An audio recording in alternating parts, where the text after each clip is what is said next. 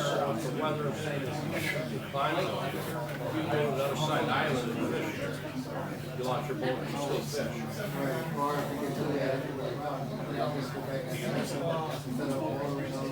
Yeah. No, I put myself there just I can find out more from him because he's been doing All right, we're gonna get it started. God bless this projector. I hope it stays running, but my wife's got my backup just in case. I tested it at home a couple days ago, but I didn't leave it on for a while, and I forgot the micro switch is broken, or the little touch that keeps the micro switch on. Thankfully, a hot dog wrapper from the club shoved into the hole has it pressed. So welcome to the January club meeting. Got a good number of things to go through. Good crowd again tonight. Great to see. And I saw like there's about 7 people already online. I'll check more for later once we get our guest speaker going. But as usual, started up with Sunshine, and I will give a moment of silence for Matt LaFleur. And what's the kicker's name? As a Bears fan, guys. Sorry but not sorry. It's our 1 year. Damn flatlander. It's our 1 year. I don't know if there's anyone else though in the club. Nobody else is a Bears fan. No. But anyone else in the club that we should be aware of? Comfort medically, in need right now. Every dog finds a bone once in his lifetime. After last month, we had quite a few people, so it's kind of good to have a quiet month here with nothing new on that end. Bob, do we have our guest here yet? She's in the other room. Oh, okay. Well, let's bring her in, because she's next. What's your scholarship for? Thanks for the money. Thanks for money, what's a shot?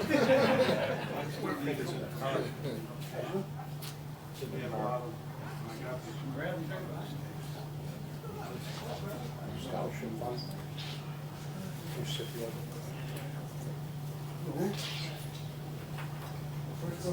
Boy, I never thought it'd be hard to pull someone in here to get free money. I'm getting a sobriety test. Bob, why don't you come up? You're going to be the presenter. Yeah.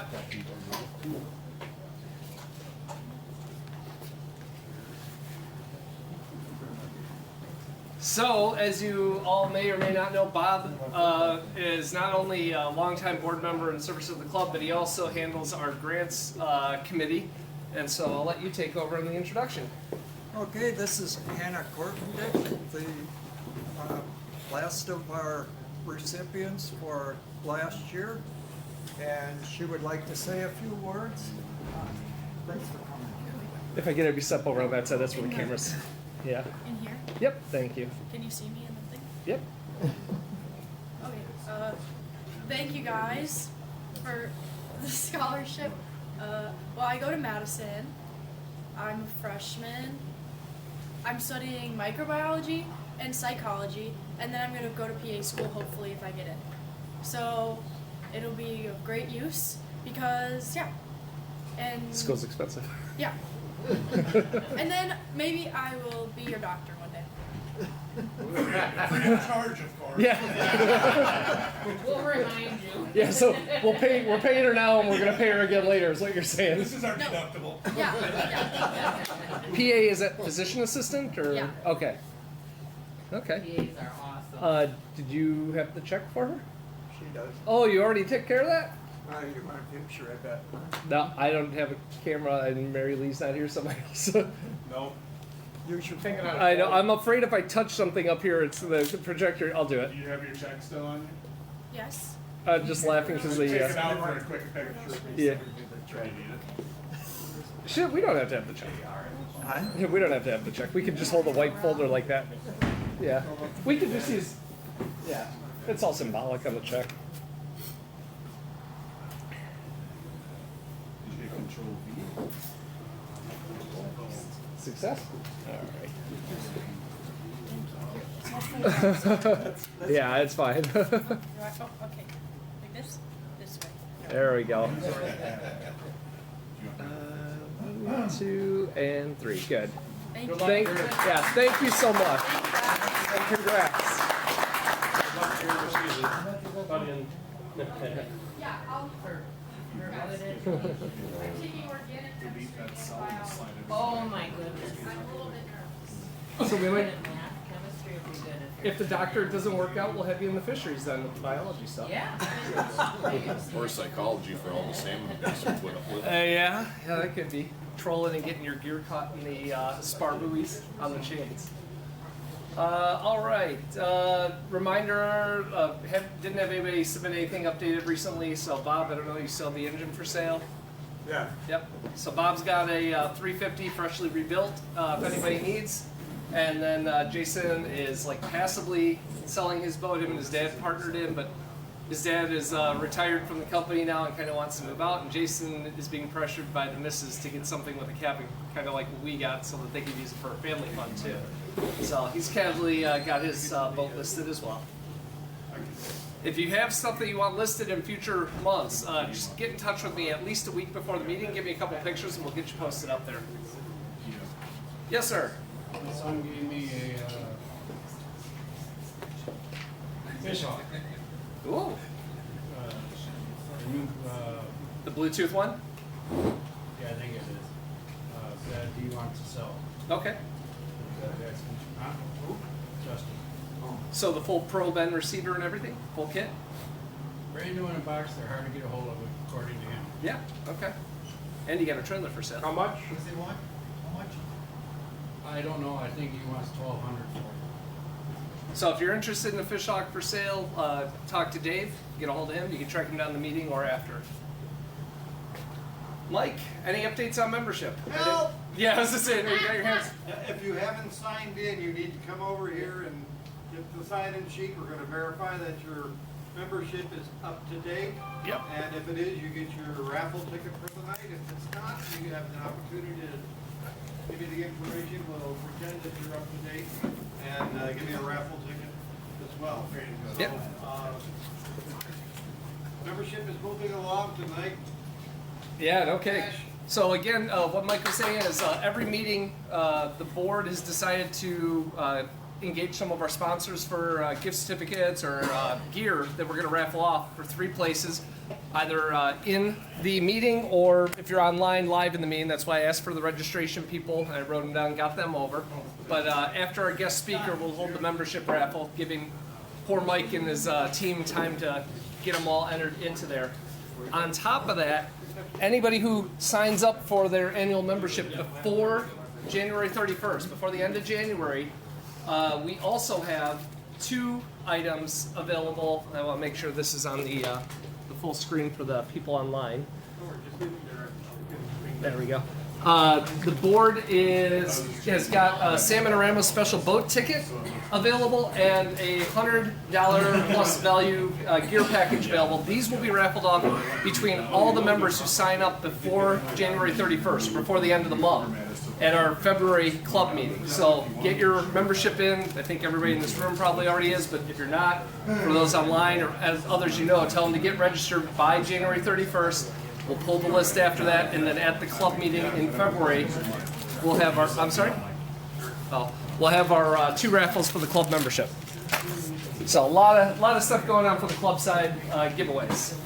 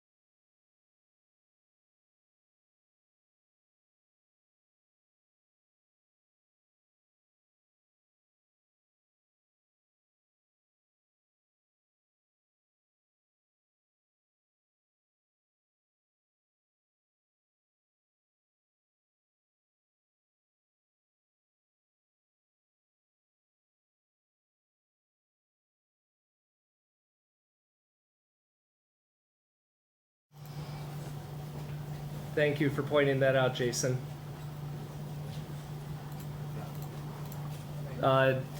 Gym cost of membership renewal is $35. Okay, Bradley.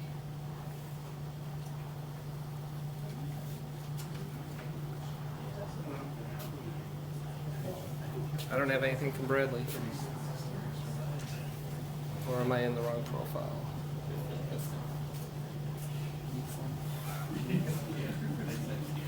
I know why.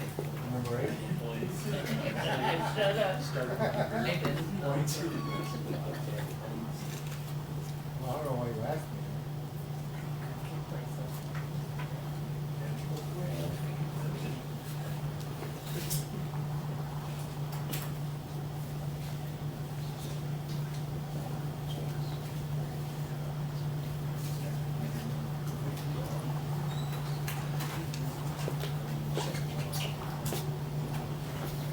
I need Bradley's phone.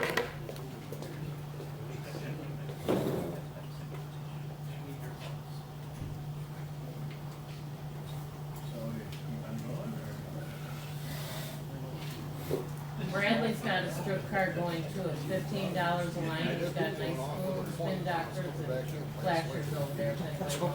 All right, thank you. My phone's locked up with the internet on broadcast. So Bradley says, hello everyone. Last few months things are very slow for Jackpot. There wasn't much of any updates. However, we have 4 main dates. So anybody wanting to know, here comes the dates. The dates for Jackpot are slated to be May 9th, June 6th, August 8th, and August 22nd. However, the next few weeks should see things get going. The committee will have their first meetings together this coming Monday. They'd still love to have anyone who is interested in volunteering and being helped in driving the event and being involved in the committee to help out with planning the events. And also will need help with running them.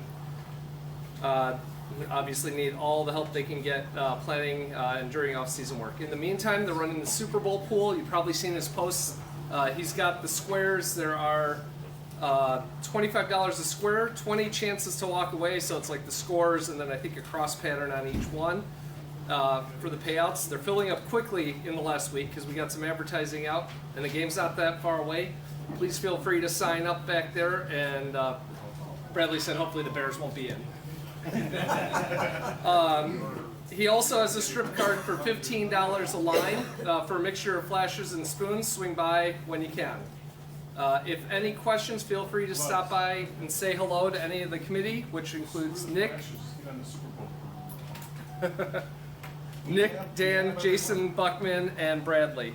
Spring is not that far away.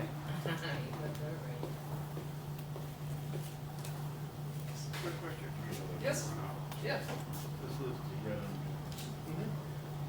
You didn't sign in that. Yeah. Yep. Just to save time. All right. I think Jim, that's going to take us to the Salmon-orama updates. Salmon-orama. Our first meeting last Monday. We do have the 2026 sponsorship request letters. If you know any place to drop them off, Josh got some on the table up here. Yeah. We are not going to be doing several of the raffles we've done in the past, so it's pretty important that we solicit sponsorship to help offset the expenses this year. On average, we're into the festival usually for 60 to 70,000. It's really hard to generate a revenue when we don't have the sponsorship to offset that. So you've been seeing all the things we've been doing in the community. That's a big part of Salmon-orama and the proceeds that we make. It also covers our operating expenses. And all the budgets within the organization basically come from the efforts of Salmon-orama. So please reach out, try to get some sponsorship. Prizes, product, it all helps, but we need to start somewhere, and obviously we're already halfway through January, so it comes up a lot quicker than what you think. If you're gonna be able to volunteer some time this year, let one of us know. The sooner the better, because we are eliminating a lot of areas because we just don't get the help or the manpower down there during the event. I understand everybody likes to fish the event, but family, friends, wives, whoever can help in your family, we're definitely looking for some help to help alleviate some of the pressure from the main 3 or 4 people being down there every day, all day. We need to be able to spread out and get some more help down there. Other than that, there's going to be a few small rule changes coming, so watch for those. And other than that, that's kind of where we're at right now until we get things moving along a little further. Yeah, I can't emphasize enough what Jim just said, that the club's operating budget, aside from Salmon-orama, This is an old. you're looking at $40,000 on a given year between grants, public outreach we do, the buoy, just general operating costs. Our memberships generate about $7,000 a year. The rest is the success of that event. So a little involvement goes a long way. All right, 2 meetings ago we had the charter boat captains up here, and somebody had asked about SW Dipsies and asked if any of them ran it and what they thought. None of them had ran it. I use them religiously, and so I brought both high diver and a wire rod, an easy visualization on like a high diver braid on the setup, and then I've got a video showing how you actually create that loop with the Dacron efficiently so that it's clean. But once you get it, it quite easily pops right off, and then you're reeling in like it's a flat line. So if you have a small boat, or in my case you got like a rod tree that's in the way and you can't really walk back, it's an easy way to turn it into just a downrigger cell or flat rod once you get the Dipsy off. And you could set this back any distance. Bob actually just came up with something that I didn't think of. I set mine back on the rods about 30 feet, I think, on the wire, and like 40-ish feet on the braid. But with the braids, he mentioned you could do multiple of those if you wanted in line and simply move the distance if you had a preference on how to set it out. But if anybody'd like to see these after the meeting, I've got them over. I'll be happy to show how I rigged both on the wire to create the braid loop and also with the high lines. And I'll pop the video on. There's just a demonstration of how to do the rigging for that, which is more or less similar to what No Fish Nick had done on his. Volume might be too low now that I think about it, but.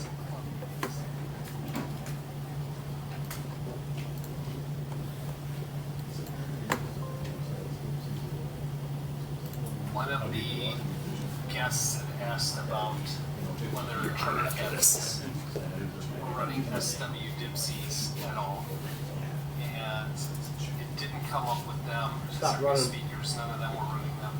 But I personally had a lot of experience with them. Saw cool videos by No Fish Nick, and of course. Oh no, it just hasn't got to where I get my hand in. That's fine, but mono's got a lot of stretch. It's not as durable. You're limited on the thickness. So what I did was instead I used some 40-pound braid. Casting braid is what I've got, and I like this going through the Dacron because you get more strength and durability. To do it, where mono you can feed it through just with a. Every time I click off, that spray goes away. Just with the mono line, I use a sewing needle to get my line to go through the head of the sewing needle, and then feed this through the piece of lead core Dacron. And so you can work the Dacron back, get it lumped up. What you're trying to do is get the loop of the braided Dacron to be really fat for a section in your fingertips, so that when you draw the lead out, you have a place to feed that through. Alright, so I've got my braid main line wrapped through my sewing needle, and I've got my lead core outer sheathing, the Dacron, kind of stacked up, pressed so it stacks up really fat, kind of like you would for mono, in prepping to feed a piece of mono through. And I've got that set. I'm going to draw out the lead core and slip the lead core Dacron over my sewing needle. And then eventually you will just keep compressing it on, pulling it off the back, compressing it on the front. You don't want to tighten up the portion that's not being used yet, because what will happen is you won't be able to get the needle through. It'll tighten up like a Chinese finger trip on your sewing needle. So once you work it all the way through, you're successful and get the needle out. So what I've got is my braid line now successfully on the inside of the Dacron lead core line, which is going to protect from wear and tear of this SW Dipsy. I'm going to fold it in half and then make an overhand loop with an extra half turn before feeding it through. The reason for the extra half turn is it allows this knot to not collapse on your loop. I like my loop to be about a ½ inch to an inch, like that. And then tighten it down, and there is your SW Dipsy loop. And this is what you will insert the Dipsy diver with the keychain ring onto. So again, when I pull this out, you've got the lead line coming from your rod. You've got your SW Dipsy loop that goes right through the reel. If you do the knot right, it's small enough it goes right through the eyelets and right through the guide to the reel. And then the back end over here is where I'll either double uni to my mono leader, and I usually go 30 to 50 feet on that, or I could do a spro micro swivel like you would use on copper lines, and then you can freely retie the mono line to the other side of the spro to finish it.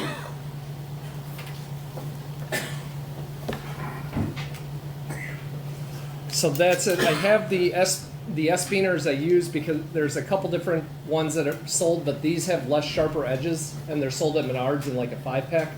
If anybody wants to see it after, I'll be happy to rip it out and show them off the different line. Where were they sold at?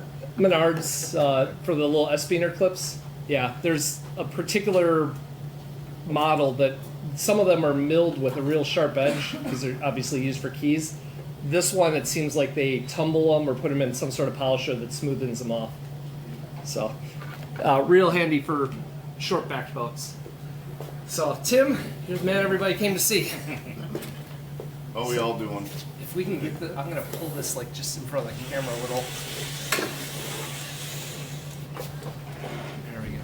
Of course, today kind of sucks for ice sake, but what are we looking at? I think Friday or Saturday and Sunday are supposed to start the freeze, and then we've got like 2 weeks of sub-average weather.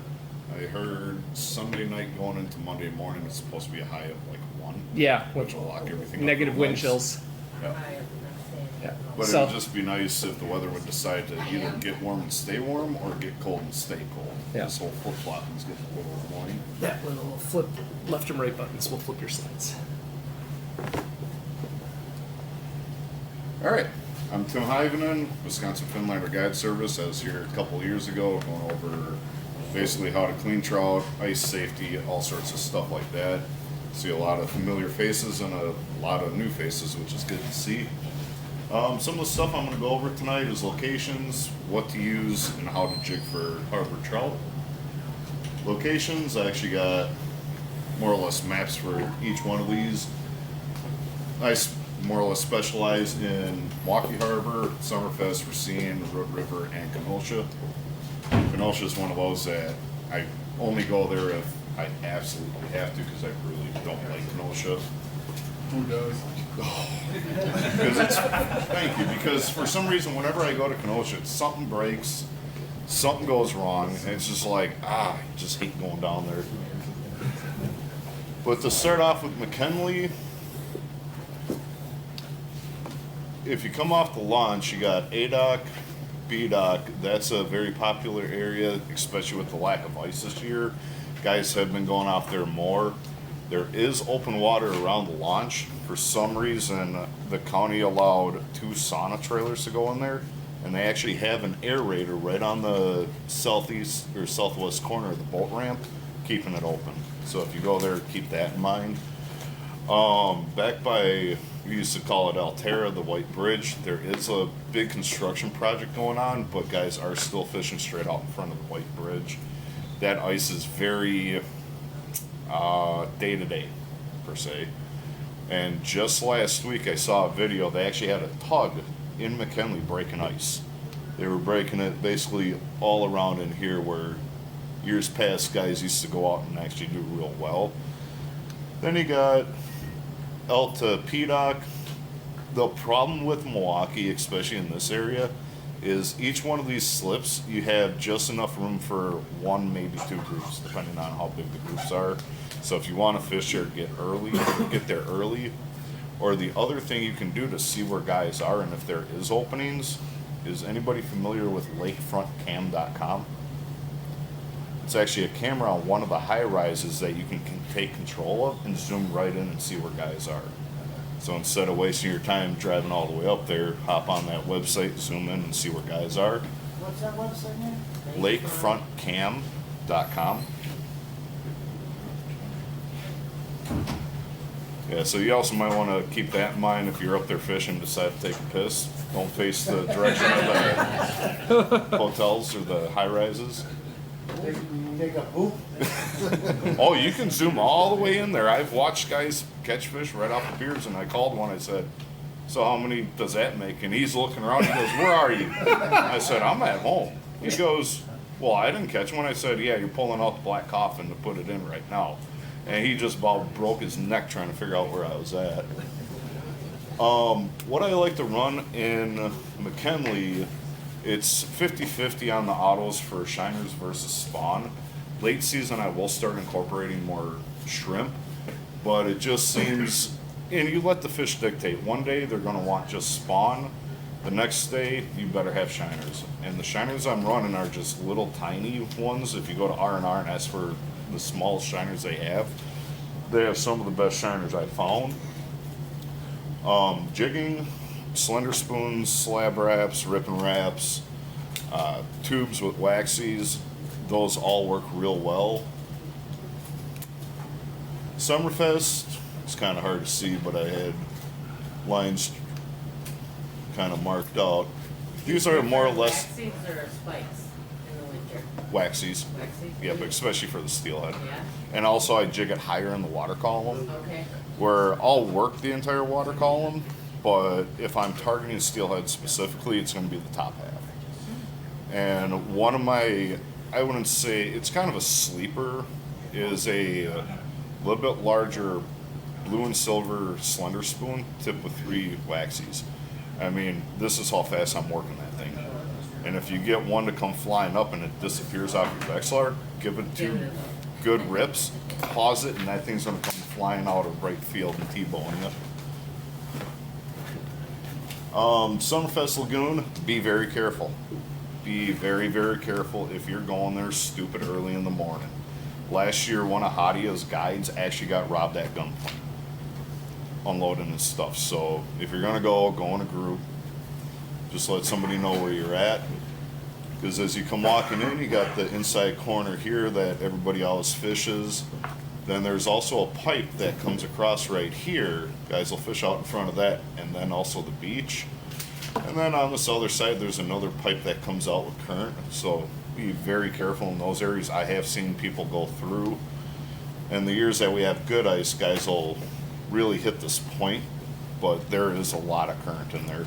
And a lot of times the Coast Guard and Milwaukee Fire Department will break that open to do ice rescue training.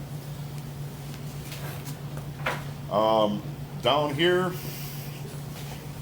there's just almost too much area to fish in Racine Harbor because it's all good when it's good, and other days they all suck. So starting off a reef point, you got the main slip with the current coming in here, cut back by the condos. There's a nice weed patch in there, and the thing with Racine is I will run shiner heavy.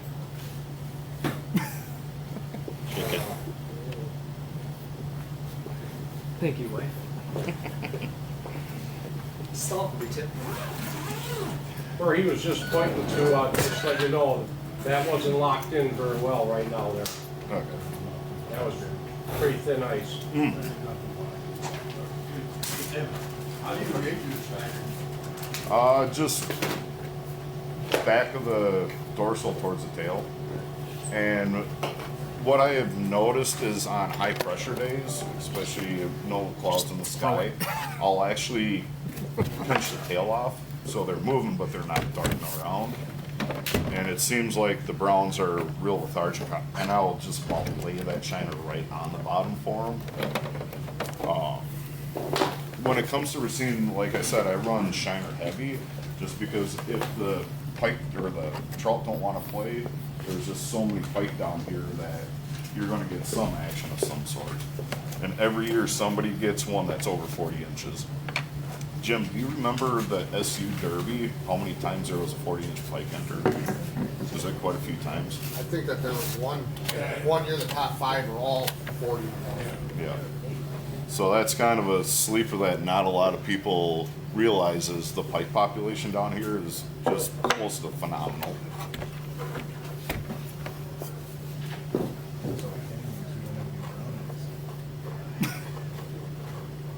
Yeah, they're all up the river in Milwaukee right now. Yeah, that's wide open, isn't it? Milwaukee? That's Milwaukee. McKinley over by Elk through PDOC is still locked up. I'm pretty certain ADOC is still locked up, but the harbor itself is wide open. And it just sucks as the perch moved. There was a hell of a perch fight for almost 2 months, but last week they all disappeared. We're down south. Okay, I have an idea, good idea with rapids. I've got several friends, I'm originally from south end of the lake, and they're limiting out in half hour, 45 minutes. And down there you get 45 per person, so. Wow. It's hidden somewhere down there. You're barely anchored and you're gonna be limited out in a half hour, 45 minutes. Navy Pier too. Yeah, I saw a lot of pictures coming from the Navy Pier this week. And it's New Pier and it's out of Gary. I mean, 45 would be nice to keep, but I sure don't want clean 45.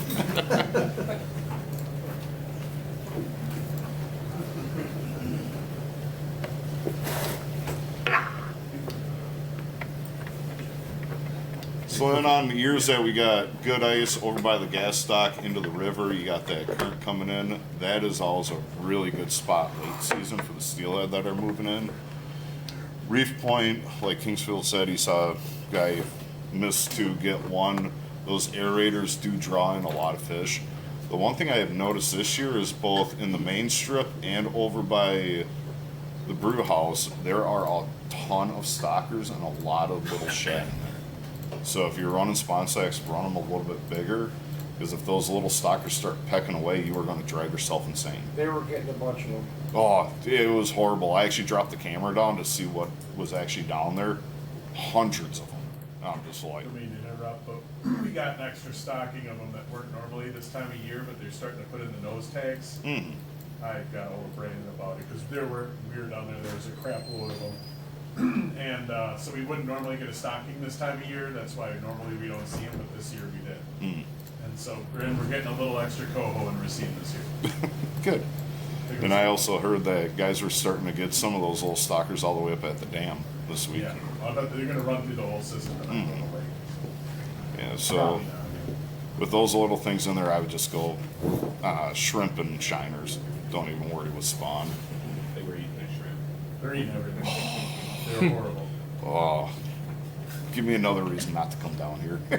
Yeah, it's going to be bad all winter. It's crazy. And then you got back by where they took out all the piers. That's a nice little bit deeper area. That I like to hit more for browns versus steelhead. I've always found my steelhead more up in the current area. The browns will sit down in that bowl. Both of those are all open water right now. Shocker. Okay. Nice thing is when we do have open water, did you see a lot of floating ice chunks? right now. Yeah. Yeah, they're so I was up there for lunch at Brewhouse, and like they're chunks the size of like garages and larger, but there's gaps of like 5 to 6 feet in between them. Right along the shore, there was probably about a 12-foot span before the ice started. Now, one thing I'll do up in McKinley that you can do down here is when you have those big ice chunks, get your long rods out, set your spawn about 4 or 5 feet down, and cast right on the edge of that chunk, because those steelhead will sit right underneath there. They'll dart out and take that spawn, and that can be an absolute blast. Down here I run, like I said, more shiners and spawn. Shrimp is a must, especially with all the steel that's in the system down here. The root, starting up by the rec center, the straight wall, or the, what side would that be? East side wall. That section is a nice little deep run. Then there's a couple of pockets as you go underneath the bridge before you get to here that if you just use your electronics, I found this actually in the boat a couple of years ago coming up for spawning kings. There are quite a few nice little deep holes that you could set in, and then out in front of this place is always known you are going to smack steel any which way you look at it. Yeah. But in the river, I don't even bother with shiners. I might put one out just to keep a brown honest, but it's either going to be spawn or shrimp. Where's that? Just literally just that way. The rec center, right Yeah, up the hill. on 6th Street. Yeah. Yep. The one thing, just keep in mind, that hill is a pain to pull your stuff back up. So pack light. For jigging, spoons, wraps, tubes again. But this one, using a Vexler is almost obsolete because of the current, because it's going to kick your bait so far out, where I won't even use the Vexes. I'll drop down, hit bottom, and then just start working the entire water column. There was 2 ice shanties earlier this year. Right there? No, right over here. Okay. Just on the other side of Marquette from us. I was like, wow, that was fast. Yep. And the one thing with river ice, with that current, especially if there's some snow and we get some melt off, be very careful, because that current is going to eat that ice in a hurry. Use your spud bar, check before you go, because I can't tell you how many times I've had where here's 8 inches of ice, 2 inches of ice. So just take your time getting out there. Kenosha, boat ramp is always a really good spot, especially early ice. Then you got the weed patches coming down along here, out in front of the second set of docks. I've always done real good. And the one thing I don't like about Kenosha is how damn weedy it is.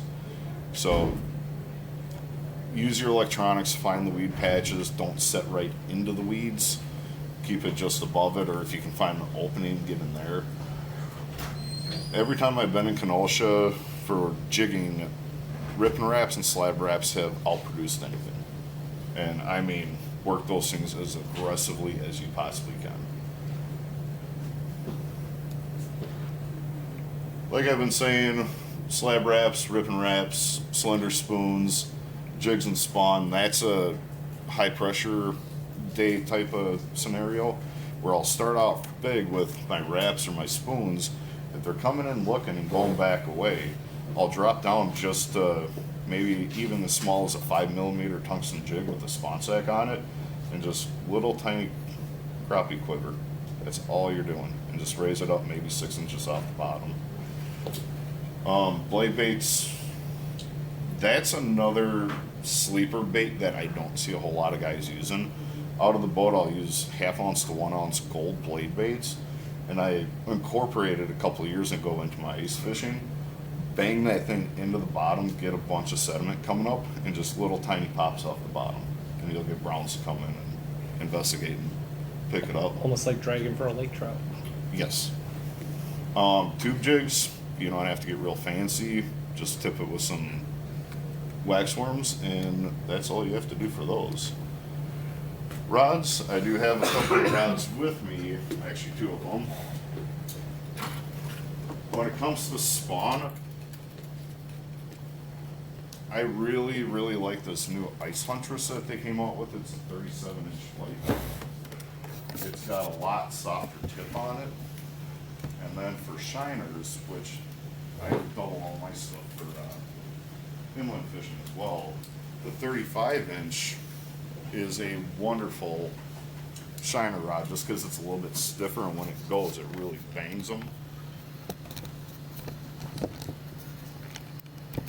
So just out of the years, I run all automatic fisherman stuff, but I've also heard a lot of good reviews on the dock runner from Ugly Stick. I hate jaw jackers. I absolutely hate it. Just because there's way too much dicking around with them. You gotta pull the legs out, loop, all that nonsense. And the quality to me is not there. You drop it, it breaks. That's like ABS plastic. Yeah. It's not breaking. And also a nice thing with autos, if you have the anti-seize float on it, you get lazy like I am, you let your bowl freeze up, rod goes off, the backside actually acts as a spud. And I have actually knocked 2 inches of ice with that.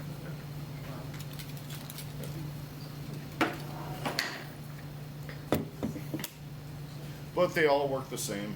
You're going to catch fish on them, and you're going to miss fish on them. The one thing that I do not like about automatic hook setting devices is with steelhead, especially if you get them out of deeper water.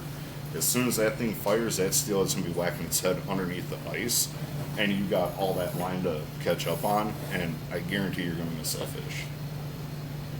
How do I know that? Because I've done that way too many times. So is there any way to stop? No, there's not a damn thing you can do to stop it. Run like hell until you get tension and then reel back? Basically.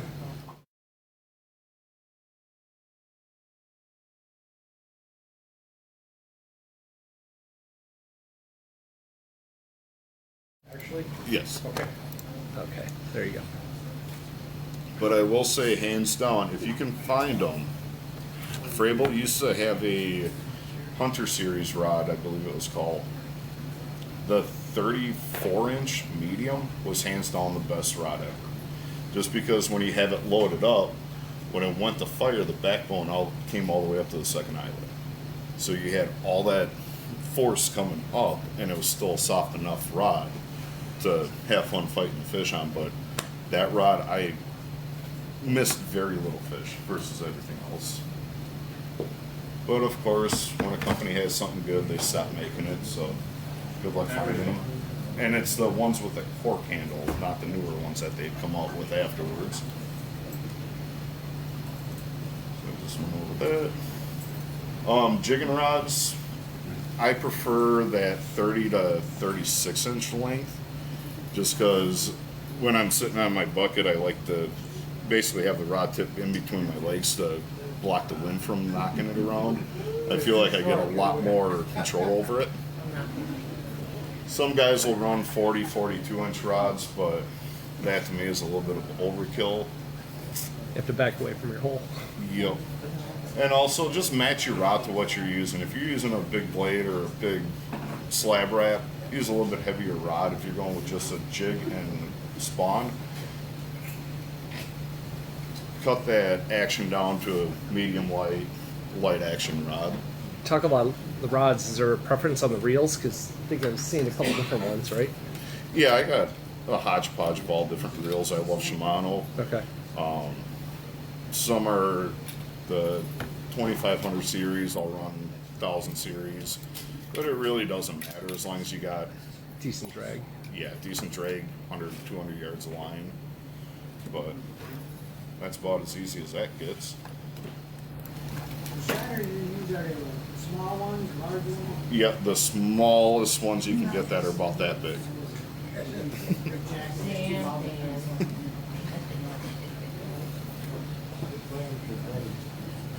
And then finally, just be safe out there. Don't assume the ice is good just because somebody went. But you all know the trick to being safe going out on the ice, right? Send your buddy first. No, you get somebody bigger than you to go first, and if they fall through, you know not to go there. That's why they always send.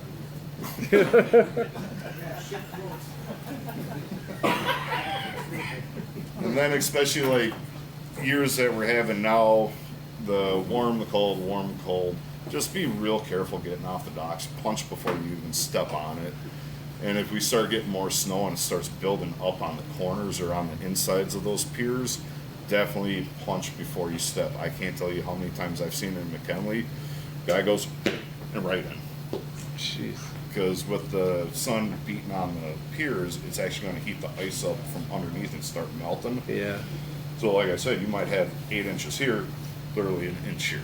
So spot it, punch it, wear your cleats, especially with how slick the ice is getting without the snow. And like I said, the river ice, be very, very careful. Also have a throw rope, life jacket, somebody with you. Because if you go through and there's current, we'll see you in the spring. So, you guys got any questions for me? What's that? There's your blade bait. That's a slab wrap. The blade baits, it looks just like a zip lure. It's real skinny, about that long. It's a little bit heavier. And just don't be afraid to be aggressive. I see a lot of guys just real slowly popping their jig or whatever they're using. I mean, I'm racing that thing up and down. You get something to chase, just keep raising it.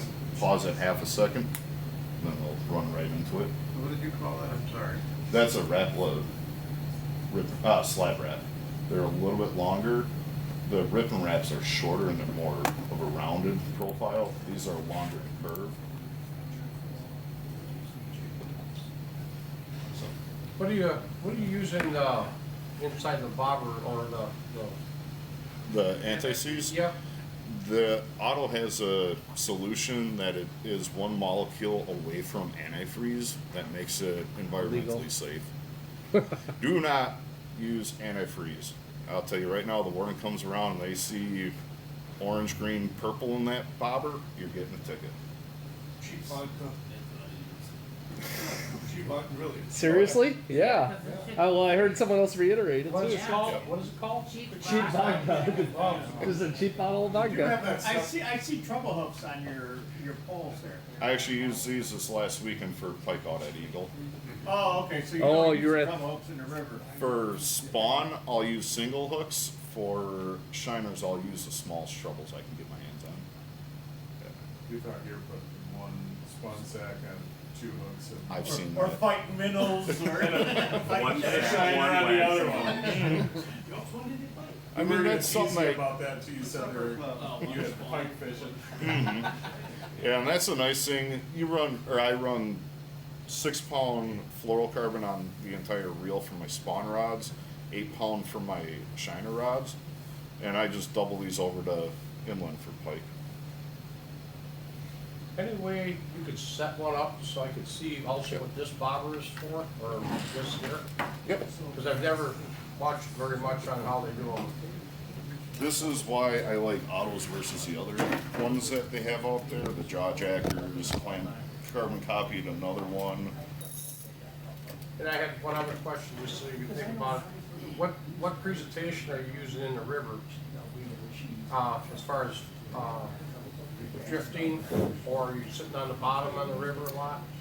For open water? Yep, for open water. Open water, spawn, or beads, or a tube, underflow.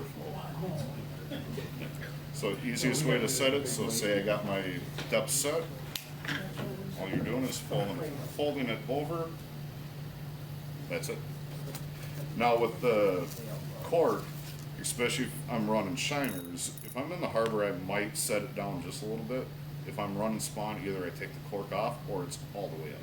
Because when we hit spawn, I want it to get fired right away. Now say if I'm inland pike fishing, there's some days I'll run this thing all the way down to the base, especially if they're needing a little bit more time before it finishes. That's the other reason why you never want to have anything in this area, because that happens, and especially you hit the cuticle on your finger, you're going to be rolling around swearing up and down your fingers broken. Get yourself in the eye. Especially when it's cold. Oh yeah, that is absolutely What do horrible. you got for a drag on that? I couldn't even tell you. Hook set mode. Yeah. Look like that guy in the video that he knows it's about to go down and tries to drive and grab it. Well, actually, I'm happy that happened here and not on Not on the the ice, Yeah. because that would have sucked. Yeah. Was it right at the split shot or? No, it was actually inside there's a couple eyelets in it. Huh. So I'm guessing I had a pipe rub against the ice a little bit too hard. We'll go with that. So, does that answer your Yeah, question? yeah. That's So- just so to let the fish take it a little bit before it really snaps. Yeah, we'll try that one again. Let's keep going until you're out of rods. Give me a project this week and retie everything. So now, say if I have this down a ways, fish is taking it. That's all it is. Yeah. That's No. more accurate. Is there anything inside that one to keep it from freezing? This one, no. No. That's just a hollow float. Okay. A lot of play. Yeah. Yep. Now, the one thing that I do not like about jaw jacker style is you have to have this little loop up on the top eyelid for it to clip into its setting device. And to me, once again, it's just too much sticking around. Fold it over, done. So,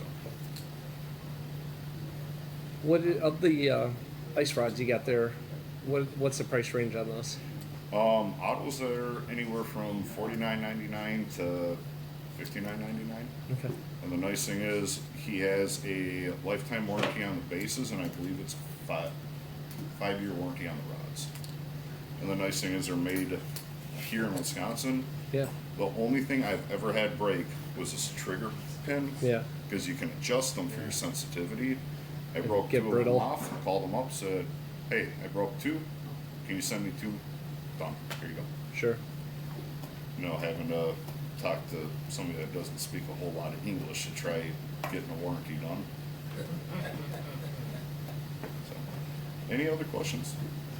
You said you run 6/8, is that mono? Straight flow carbon. Straight flow, so you don't run a liter then? No, the problem with you could run a liter, but the problem is if you got this anti freezer, that swivel or the knot won't go through there.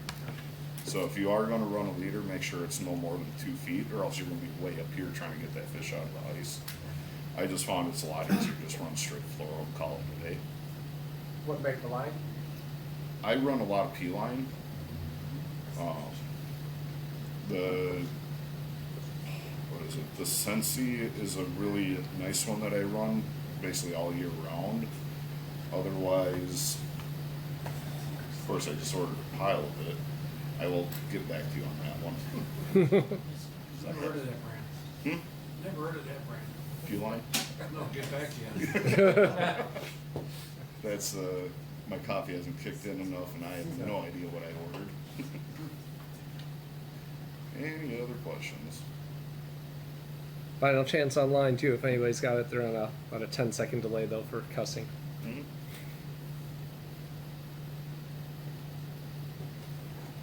And then I will also give Josh What's some. your favorite color slab rat? That one? No. I'm pretty certain it is in the slide. Oh. We're hanging. Yeah, go for it. So what's your go-to harbor? I mean, what is your best? Yeah, he said this place is too good. Chartreuse, it ain't What's no your use. opinion about Kenosha? I hate it. Really? Absolutely hate it. No one Why likes is it. that?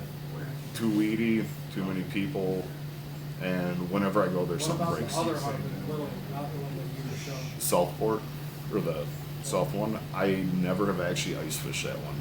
I've only open water perched it. So. Yeah, that white with the chartreuse head is hands down my favorite wrap. What do the Browns think of a lot of activity on the ice? Do they still bite when there's They people will. running around? They will, but they will get spooky.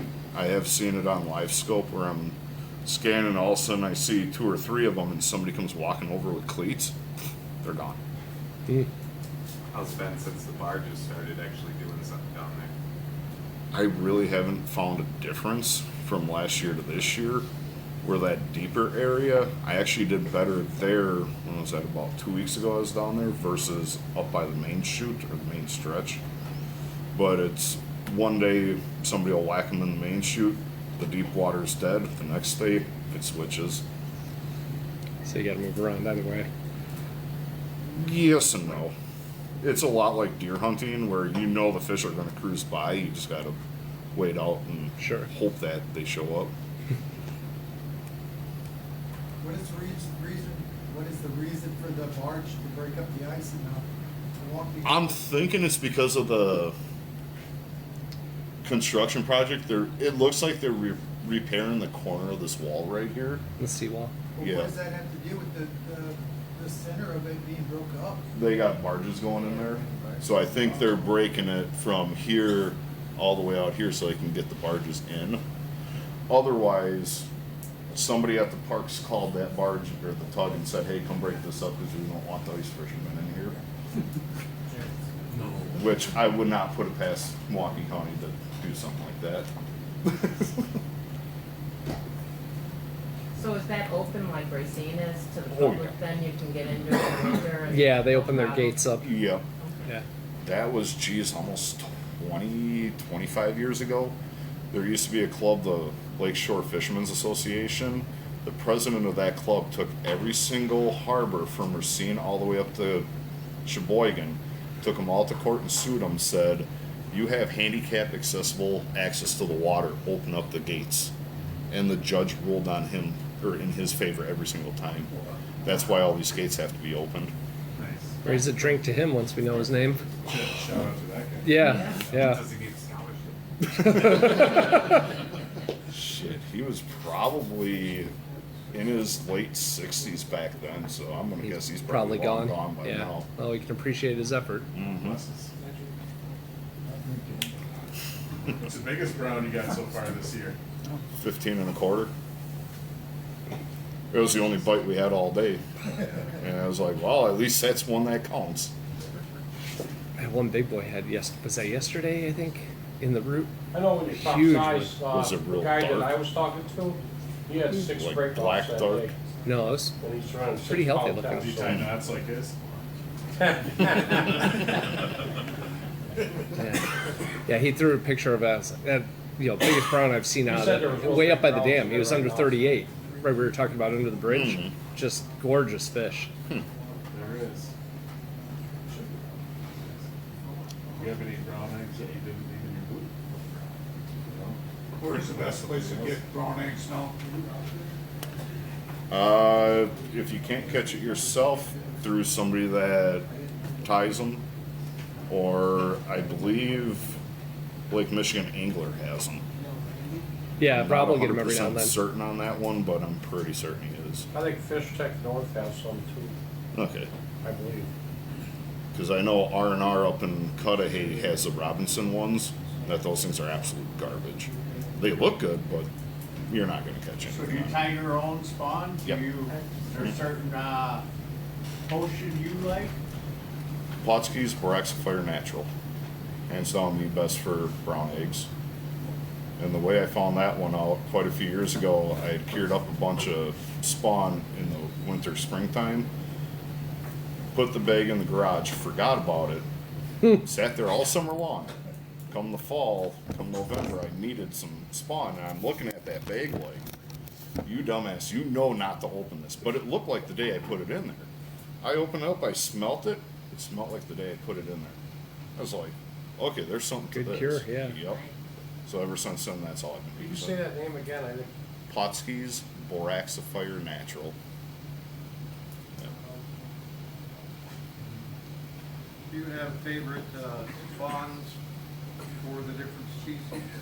So for fishing for brown, do you use spawn from coho or No. teddy spawn? If I can have one spawn to use, it'd be brown trout spawn, followed up by steelhead coho king. But the only time I use king eggs is in the skein in the fall for harvestings. But coho eggs, you can get bit on them, especially late fall, early winter. But then steelhead and brown are your two best go-tos.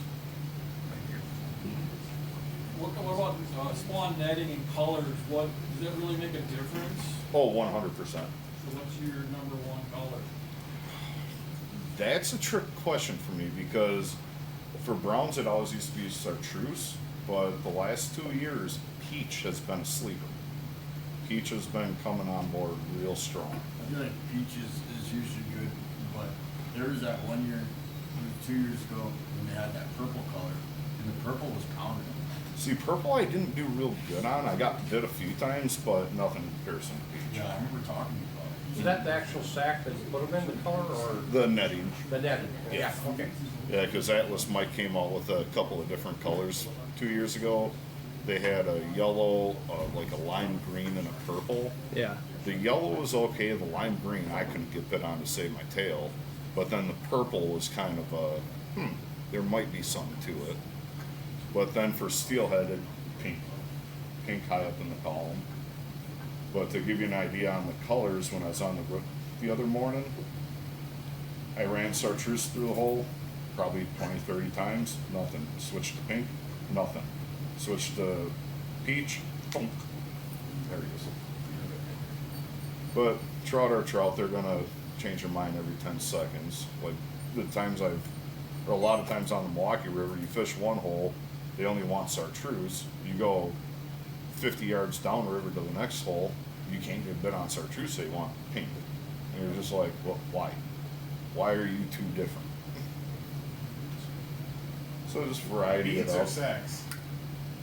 Milwaukee River, more beads, especially in the upper sections, clutch, anything basically above Esserbrook. Below Esserbrook, I do better on spawn. Root, more spawn than beads. Unless it gets really clear and low, then I'll switch over to beads. Grant Park, more spawn than anything. Are you putting a float in your net, or? Are you Oh God, no. No, I have done that a couple of times when I was younger. I swear I'll never do that again. Okay. Nope. Just throw the eggs in, fold it up, tie it, and you're done with it. Any other questions? Cool. When are you going out again?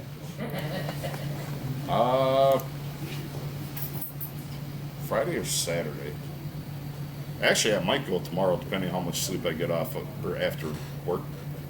So, I'm hoping the river isn't all slushed up by tomorrow morning. And where will you go? I will probably start up in Colonial or the Quarry, and then hop down to Island. Because especially with this cold snap, I'm really hoping it just knocked the funk out of the steelhead from yesterday. Because that 50-degree day just absolutely zaps them. Yep. How fast does the water? I mean, like, you really notice the difference that quick in a day? I guess the water level's pretty shallow, so. Oh no, we're at just about perfect. We're at Right. like 175. Well, I mean, just versus like the lake, so the water turn in temperature, it's more susceptible to that change. 1 degree. Yeah, that's all it takes. Yep. Wow. 1 degree, they will go from the holes up on gravel. I've seen that so many times. 1 degree too warm, 1 degree too cold. Either it's lights on or lights off. Wow. Well, I will. Hey, other than that, the sport's easy. Right? Yeah, I mean, it's not like I have a doctorate degree worth of information on this, and when you think you get it all figured out, something happens. Something you're screws just you over like, again. Well, I guess I'm starting from square one again. Yeah. Wow. All right. If you guys don't have any other questions, Yeah, thank you. for having me. We've got some business cards, so if you do have any questions, just feel free to shoot me a message. I will direct you in the best way I can. Yeah, get them up here. I'll be right back. We got our 3 raffle prizes up here. That's what I said. New sets. Speaking of raffles, Mike, membership raffle. We got no new additions online. You have everyone here. Thank you to the guys who are helping him, as that is definitely complicated the meetings for Mike here. You want to find yourself a victim to volunteer to draw? Bob's right in front of you. Bob's right here. We got 3 gift cards. We'll go with smallest to largest. So these are the Sandy's Port of Call. We have a $25, a $50, and a $100. So the $25 is going to 878. Oh, he's got the reference, I think. What you got there? 878. 878.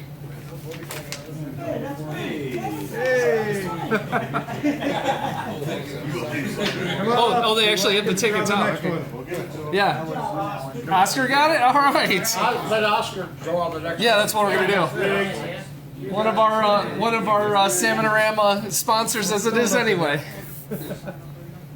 So for $50, it's going to 875. Get out of here. All right, now this is getting to be a little questionable. The two guys who drew each other? Oh, nice. Look at that. All right, that's a little suspicious. Yeah, that's a little. All right, that leaves the $100. That's mine. Rig. Here, I'll draw it. I'll draw it. The odds are I can't draw my own, so. Dombrowski without being here. This is 895. That's me. Jeff? Hey. You could have It's definitely rigged. 895. Yeah. Sandy's is a long way from home for you. Yeah, exactly. All club members that one. There you go. Yeah. Oh. Oh, hang on. Let me come over because I can't. I got to learn something. Oh, you still got spots left, huh? All right. So Bradley's got 5 spots left on the Flashers and Lures raffle over here. $15 a slot, and then of course the Super Bowl pool slots available for that. But anyone want to get into the Flasher and Lure raffle? There's a couple spots remaining. Where did I put my remote? There we go. Upcoming meeting. So next month we're talking all this gear. Now that we got you interested in buying it, Rob from Lake Michigan Angler is going to be our guest speaker next month. And last I talked to him, he's hoping to have a new version of Ninja boards from Dreamweaver, a new modified board that they're going to potentially start offering. Hopefully he'll have one of them to a prototype to bring out and demo for us, as well as any other updates on product. He's also probably keeping up on the Winthrop Harbor, North Point Marina updates. If you guys haven't heard, the operator of their marina basically said, you know, state's not communicating with us, hey, we're out. And so a lot of the charter boats out there are kind of freaking out because they don't know if they're going to even have a marina. Last I heard, they do have one operator who's interested in working with the DNR, IDNR, to try to get a contract in place, but if they don't get that successfully done, that marina may not open or may open late. For May, or sorry, why do I have swap meet? Illinois. Oh yeah, I'm sorry. That's the Illinois Club swap meet. So this is kind of cool. I've got more of their flyers for it too, but Illinois Club swap meet historically has been down by O'Hare Airport, and in their own membership, they said, "Hey man, we get let's get it a little closer to North Point." So they rented out the community center in Winthrop Harbor in the park in the center of town, and they're hosting it there. They do have spots available there. It's really cheap if you want to set up and sell some of your gear. Yeah, and I think they said that they'll give us their price. Correct. Yeah, they treat us like members. If you want to rent a spot, last year Bradley went down and sold a bunch of gear that was donated from anyone, and that went into the jackpot operations. That helped a lot. So again, if you're interested in selling, and then also for just buying, that's the information there. But I've got it up on the club website too, or Facebook site, and we've got their flyers up here if you want to grab one to take with you. And so then March, we're going to have a roundtable shoreman. Jeff, I did reach out to that gentleman. He hasn't responded back yet, but we'll get. We've got feelers out for 3 to 4 shore guides to come back and do a roundtable like we did with the charter captains in December. Yes, Mike. February meeting will be the new membership raffle. That's right. drawing. Yep. So if you haven't gotten your membership in yet, by January 31st, get it done. That will be the cutoff that we use for the 2 members raffle items. Where do you sign up for the membership? Mike, our membership chair committee, or you can also do it right off the website at salmonunlimitedwisconsin.com. There's a join, go in there, but Mike's here, he's got the forms and can take the payment right away. And then April, we've got Kevin Wagner, who's the lead meteorologist from NOAA's office here in Milwaukee. He's the lead forecaster for them. And then Brandon Wambach, our fisheries technician, had asked to come out because he's got some updates he wants to discuss too. So we'll be seeing him in April. And at that point, we start getting into the season. We've got the Root River cleanup, and then right around the corner is our swap meet and the jackpot event starting. So it's coming. Illinois swap meet, and I think that is it. So just a reminder, Yeah. on the table, if you know of anybody that wants to do donations to Salmorama, Yeah, they're right here on the sponsorships. table. And I have t-shirts here, Salmon Limited, if you want to buy any. They're $20, and a few Salmorama hats left for $15. Yep. The sponsorships, again, if you're just taking these letters, get a little interest in talking to them, get them in touch with Jim Rye. We will hammer out the details in the planning side. We just need help getting the introductions. Relationships are what drives it. So you know, somebody in the club having a relationship to these business owners is usually the gateway for us to get them involved with the club. So, anything else before we cut it out? Like I said, I've got the SW Dipsy stuff if people want to see it on the wire or braid. Jeff's got the stuff for sales there. Any other questions? Hit Bradley up for the Super Bowl pool, and like I said, he's got a few slots left on that raffle. Otherwise, thank you, and I'll see you guys next month. Thank you. Thanks again for coming, Tim.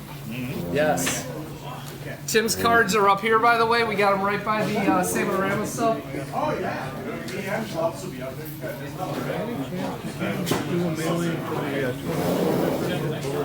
Yeah, I copied them in some of those emails. Yeah, because I got 2 or 3 of them actually.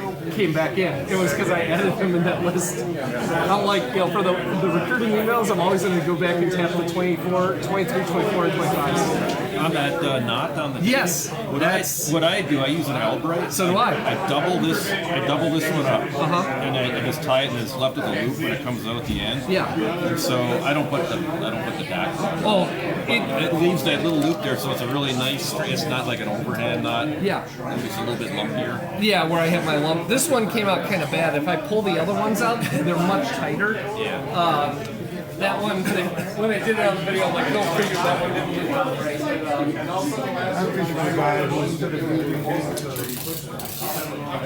Yeah, I have one a little bit bigger. You got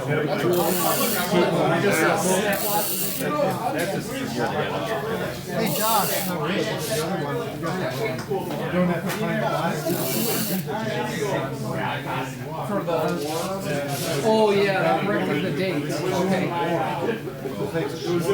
think this is the new one. I'm gonna have to. They messed up on their date, and then they corrected it, and I thought I updated it right.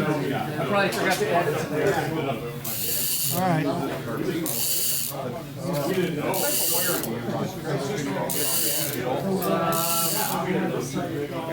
Yeah, this one's a little more discreet. It's still got the lump, but it goes right through. Yeah, but the deck, feeding that through, the durability goes up substantially. Yeah, it's the wood stock like part. Because then it can fit the sewing kit. Mono, like originally, fish nicked it on the mono. It does. Oh, you're doing it? Okay. I'm like, what type of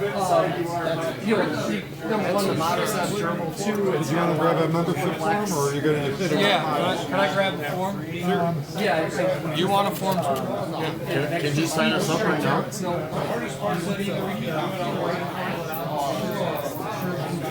Oh, okay. Yeah. So yeah, and then the wire, very similar. But originally I was taking the wire and terminating it to some grade and then doing this. And then I realized I'm like, rebringing a copper line and doing a wire knot. And I'm like, dummy, take the wire and just do like not an outright, a hitch, like a full hitch knot, and to a scroll micro, and then tie the braid right to that. And it was like, it was so easy.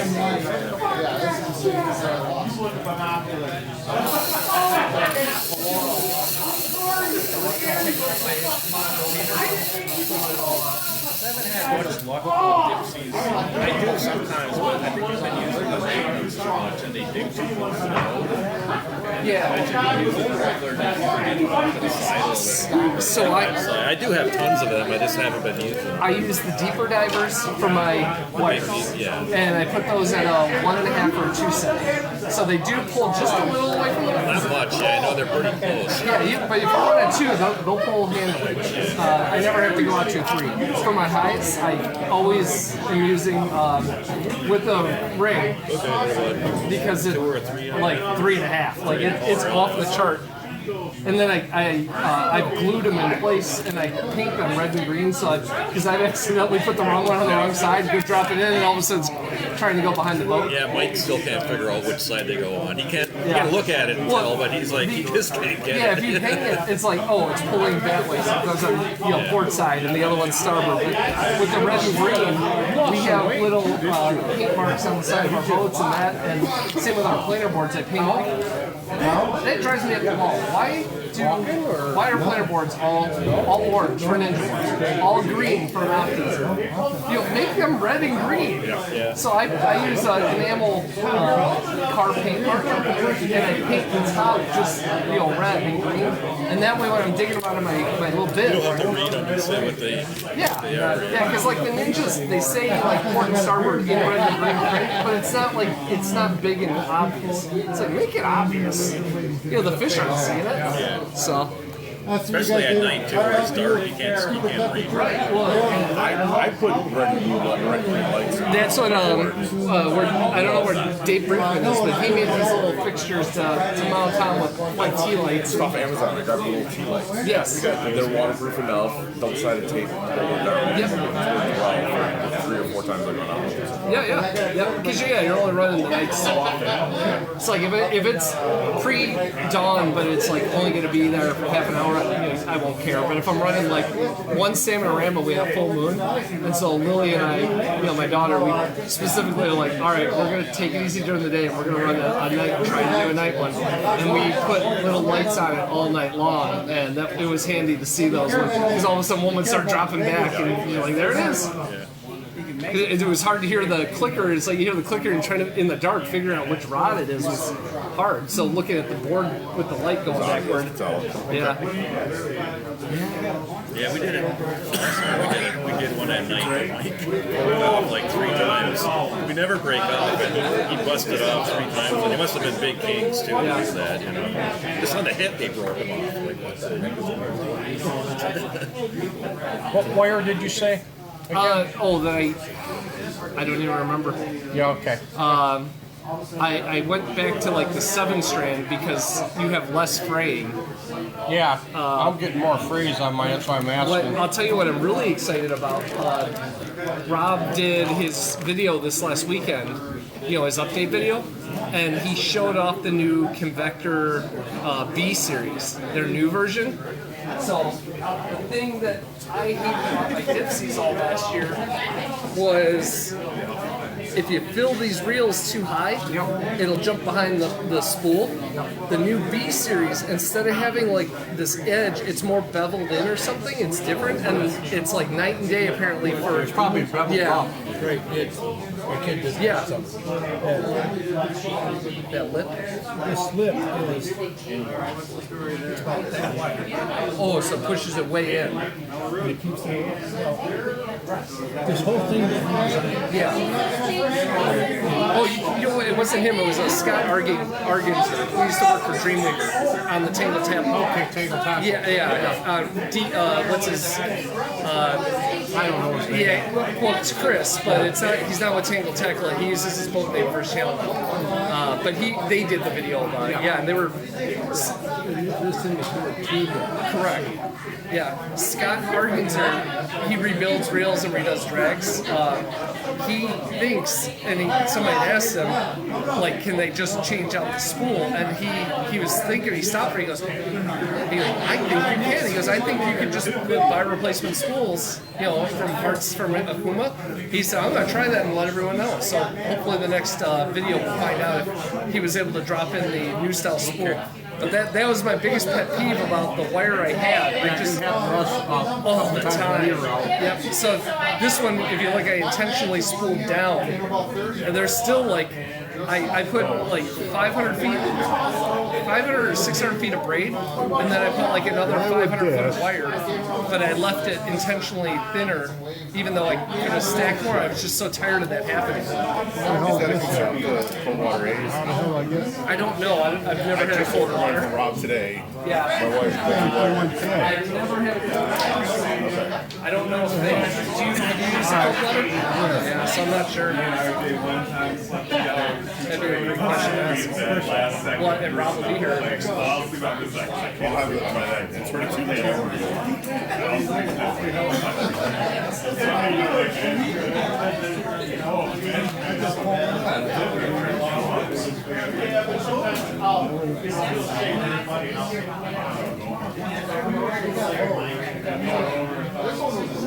That was weird. I went to a Lake Stream.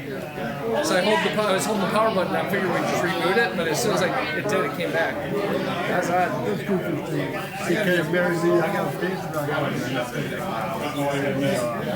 Clean it again. Yeah. Probably because you're I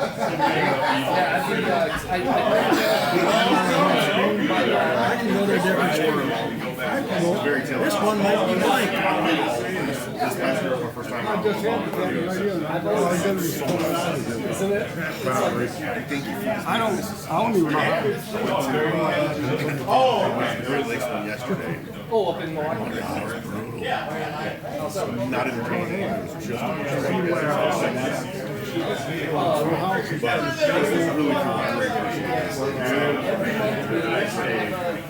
That'd be, now if they keep the prices of where people can afford, Specifically, kind of like they get the same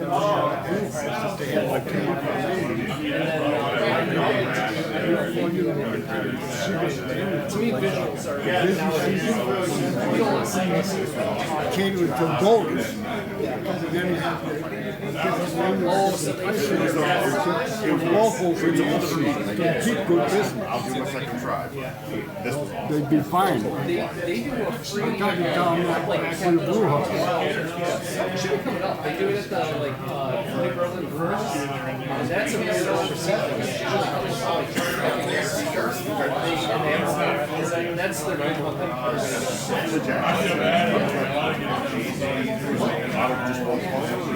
Racine, yeah. And the whole basis of that is it's not like the Brew City. It's meant to be just camaraderie about people. So you have to be a member. Signed up today. Yeah, everybody on the boat is. I read that. But yeah, it's somewhere you can go like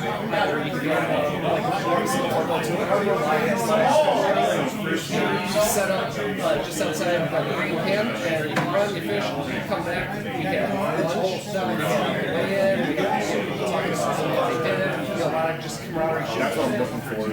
That and just have a big on the calendar. So instead of, are we doing anything this weekend? Yes. This is the weekend of so two improvements. One, is that like the time after when we're hanging out drinking is my favorite part of it. Because it's like, what the hell did you do to bring those guys in? And the stories go around. Two, last year we had 4 dates, and then the backups were the Sunday following pre-trip, and then we had the 5th weekend for backups. And it was like, it was a little too much of the same thing. So this year they're trimming down the backups. It's like 400 days. I don't even know if they're doing backups. There's going to be 4 dates that we're committed to, making it a lot easier for people and families to plan, but still isolates the race. I'm looking for it. My son. Yeah, where do you get some? How often do I want to go? Yeah. I got a 100. You'll find a lot of us run old boats. Some of the guys, there's guys with big, beautiful boats. That boat can handle bigger water than I want. Yeah, that's usually the case. And that's what I want to Yeah, we went from a 20-foot water ski boat in Navajo Lake, $2,000. only got 25 destroyed it. He's actually, he helped me put out my boat and get rid of it. He's got my trailer for sale. I just gave him the title. Now we have a Monterey 276. It's like 27, 28 pieces of boat. But still to that point, it's like, it's more, you know, in club tournaments, we will not fish if it's a small craft advisory, or if the committee deems the conditions are unsafe, even if it's unrelated. But like, as a person, as my daughter, Lily's 15 and a half, we won't allow, you know, if we're just fishing, it's like, it's over 3 footers, we're not.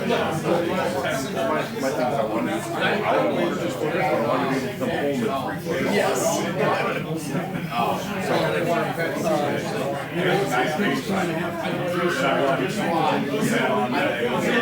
Dale's the king of wanting to come home. Last year he almost sung twice. He had. Did you? No. I had to leave. Get off my couch.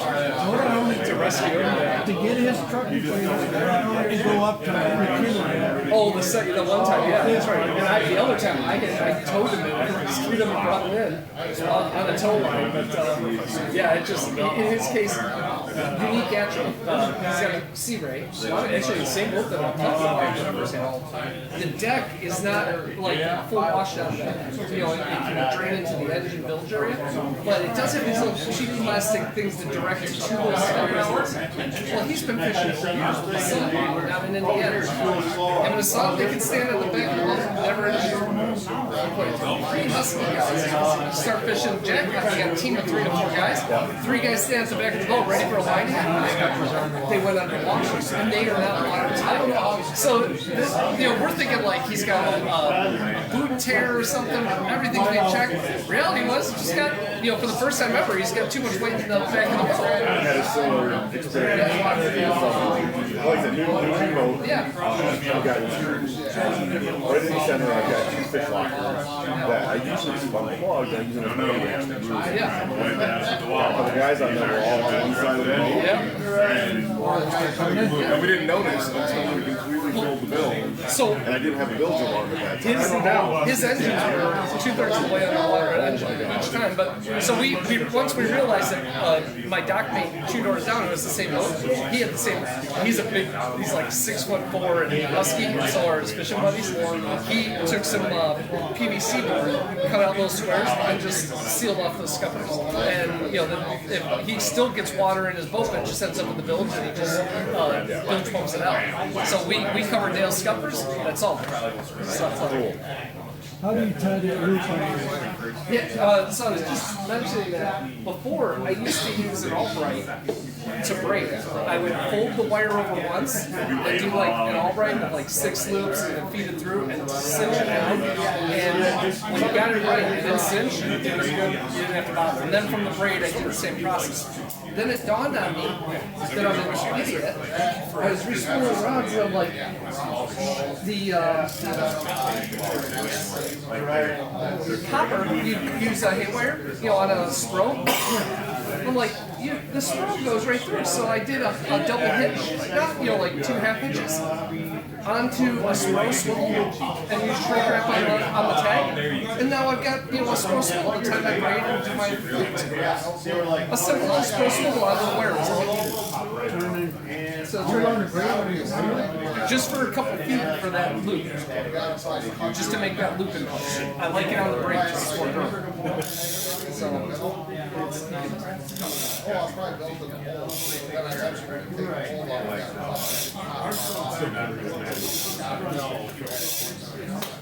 Problems I also like using this because that when I take apart the dipsy, the fish is still there. So that's my motto to my brain. Like you normally do. And then there's my zoom.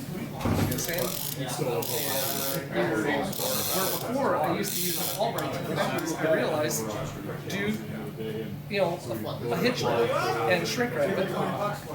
And then you've got a loop to do clean braid to make this little section. I was like, why? I don't know why I didn't think of using a Spro to have this. Yeah, I think it's just a half inch, right? You go down, over, come back through. That's all it took. And then, you know, I cinched that down and I pulled the hell on that thing and it didn't move a bit. And then the shrink wrap it covers it with tack. And yeah. Oh, okay.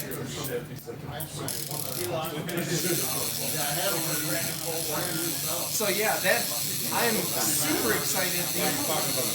The Albright worked fine, but when I thought about the opportunity to have the and now if I ever want to pull it off, like it's usually I make that braid section on both of these.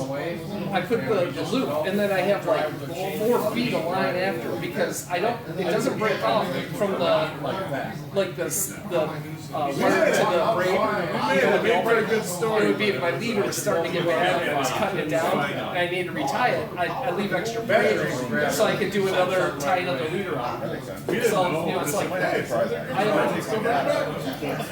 And even if you get I don't know if you can really back up through your whole boat to. Okay, I can't because I got a bimini and I got a rocket launcher. I don't have bimini on for that exact reason. Yeah. But when my dad's stuck in the seas, and in the sun and the summer, it's been really difficult. When you get the Mitzi rod. Because this is how it ends up being on both of them when you're separate these lines.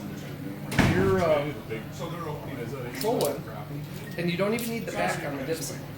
Just the front's all you need. Yeah, you give it a yank and it pops right out of the loose. You don't need the back for anything. So it's just that knot and then that S-beaner, that particular style. They come in like a 5 or 6 pack at Menards. Like I said, the reason I like it is some of these, these are metal. Yeah, I wouldn't use plastic. But some of these where that notch is, do you feel in here? This is, yeah, some of them, other brands are sharp. These are nicely rounded. And I never had an issue. This is never broken on me. I just replaced it. Yes, that makes it really durable. That was from Millfish Nick's suggestion. He was doing it with mono though because he would pull the braid or pull the leg core out and feed the mono through. Like what's the knot where you just do an overhand with the? I forget. That's one. The super simple one. Yeah. But he would feed the mono. No, it's a single overhand. Yeah, single overhand. But you feed it back through there. Yeah, so he would do that with the mono and then tie his thing. But it was like You can't do that with braid. you can't get the braid through it. So I used the sewing needle to. No, Right, that makes sense. Yeah. You can't even use a single overhand. Oh yeah, probably With a bite. needle? Correct. Because the single overhead, the braid will Still slide through it. and slip out. Yeah. I found the solution to that though. At the end of your braid, after you pull it through, you can tie an overhand knot, and then you know, that little nub. After you cinch down your overhand with the leg core, as you pull it in, that knot gets in the way of it sliding through. Yeah. This is so much. Just putting a section of mono, so I can put the mono. So I would braid the mono to let go. Where the buoy line is in the summer. I don't have my clips with me. Let me show you a picture of them on my cell phone. But If you want. I use the Sam's Pros on the front. So, and then for the back clips, I use these. I'll see you later. Take care. I bought some of the cheap knockoff Sam's, Yeah. Sam's Pro ones, Yep. and it was a disaster. Really? They were the super cheap ones off Amazon. That's what I use. Yeah. I couldn't get them to. The ones that are releasable. Yeah. Yeah, but I couldn't get it set at an appropriate level. It was either way too loose or way too tight. Oh. I didn't like them. I was thinking I would pick up some of the brand name ones They to try them. they usually work for me. You're adjusting them not with them engaged, right? Because if they're engaged, so like if you how You pop them out and then you then tighten do the screws. adjustment and put it back in. Yeah, I've honestly never had an issue with it. For my back, so I use these. These are the line. You squeeze it, and this has a nipple that sticks out. Okay. I don't think I took a picture of them apart. You can't find these. Somebody made these, and these are the Dreamweaver ones, but they're tiny, and I had trouble with. They're so small. So I think somebody got sued for copying the design. So a friend of mine's making them, and he's going to modify it enough that it avoids copyright. Okay. But these, I have one left. I have all my boards have one. those red OR 18s or whatever. 16s, yeah. But if you pop, have you ever lost a board where you? I haven't lost any boards yet. Okay, I have with those. Eventually, those plastic pin in there like wears out. Okay. So I used to wrap a couple times around to try to hold it. With those, you can put the line on. If there's a notch in there that captures and then it covers. Okay. So it cannot fall off. You have to break your line for it to fall off. And if you want it locked in so it doesn't slide up or down like the braid line, you just do one extra wrap in there, and it still comes off really easy. Okay. So I'll bring some next meeting, and like I said, one of the scouts in our scout troop that we're the charter org for. Oh, we are a charter. That's yeah, awesome. for Troop 129. Okay. There's a dad and a son who 3D print stuff, and he's trying to do like little 3D contract. So I put him on this. I said, if you can make these and make sure that they're not going to be a copyright issue, I guarantee you I could sell these to club members who will want them. Because the guy, you can't find them anymore. Okay. So that's cool. I'm really glad to hear that. What does that have to do with what? Scoutmaster, assistant scoutmaster. I'm an Eagle Scout. My kids are in, so glad to hear that we're doing that with Scouts. Well, this was awesome. I really appreciate it. And I'll see you next month.